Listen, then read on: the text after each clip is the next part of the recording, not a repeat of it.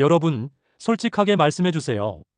은퇴 후 20년, 30년을 살아야 하는데 그 돈이 충분한지 계산해 보신 적 있으신가요? 많은 분들이 그냥 아끼면 되겠지 라고 막연하게 생각하다가 은퇴 10년 뒤에 자금 고갈 위기를 맞습니다. 오늘은 그 함정을 피하는 구체적이고 현실적인 방법을 알려드릴게요. 지금 이 영상을 끝까지 보시면 오늘부터 당장 달라질 수 있습니다. 먼저 현실적인 숫자를 봐야 합니다. 65살에 은퇴해서 85살까지 산다고 가정하면 20년입니다. 부부 기준으로 월 생활비 250만 원이면 20년간 총 6억 원이 필요합니다. 여기에 의료비와 여가비, 예비 비용까지 더하면 실제로는 훨씬 더 많이 필요합니다. 막막하죠? 하지만 방법이 있습니다. 핵심은 모아둔 돈을 잘 쓰는 것과 계속 들어오는 수입을 만드는 것 두 가지를 함께 하는 겁니다. 전문가들은 노후 수입을 3층 구조로 설계하라고 합니다. 첫 번째 층은 공적연금입니다. 국민연금과 공무원연금 등 국가에서 받는 연금이 기본 베이스가 됩니다. 두 번째 층은 사적연금입니다. 연금저축과 IRP, 퇴직연금 등 내가 따로 준비한 연금입니다. 세 번째 층은 자산소득입니다. 주식 배당과 임대 수입, 예금, 이자, 파트타임 소득 등 추가 수입원입니다. 이 세 층이 탄탄할수록 노후가 안정됩니다.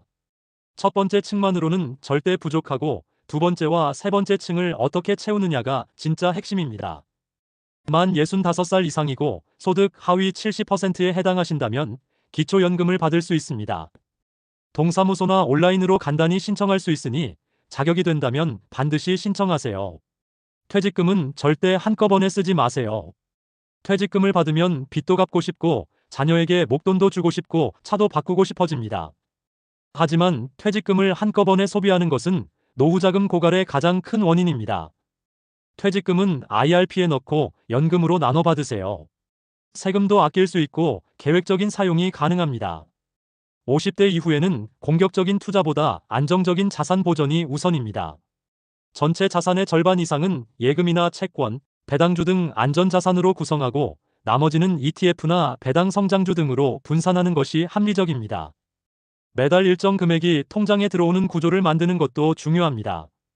소액 배당 ETF와 채권형 펀드, 적금 이자를 조합하면 월급처럼 들어오는 수입을 만들 수 있습니다. 지출도 재설계하셔야 합니다. 은퇴 후 식비와 공과금, 의료비 같은 필수 지출과 외식 여행, 취미 같은 선택 지출을 명확히 구분하고 선택 지출 예산을 미리 정해두세요. 가계부 앱을 쓰면 내가 어디에 얼마를 쓰는지 한눈에 볼 수 있습니다. 경비원이나 주차 관리 같은 전통적인 일자리 외에도 요즘은 선택지가 훨씬 다양합니다. 수십 년 직장 생활의 전문 지식을 강의로 팔 수 있습니다. 문화센터나 도서관, 온라인 강의 플랫폼에서 기회가 많습니다. 직접 만든 수공예품이나 반찬, 절임류를 온라인에서 판매할 수도 있습니다. 유튜브를 꾸준히 운영하면 광고 수입도 생깁니다. 집 한 채를 담보로 매달 연금을 받는 주택연금 제도도 적극적으로 활용해 보세요. 노후자금 관리는 복잡하지 않습니다. 3층 구조를 이해하고 퇴직금을 지키고 매달 들어오는 수입을 만들고 지출을 관리하는 것.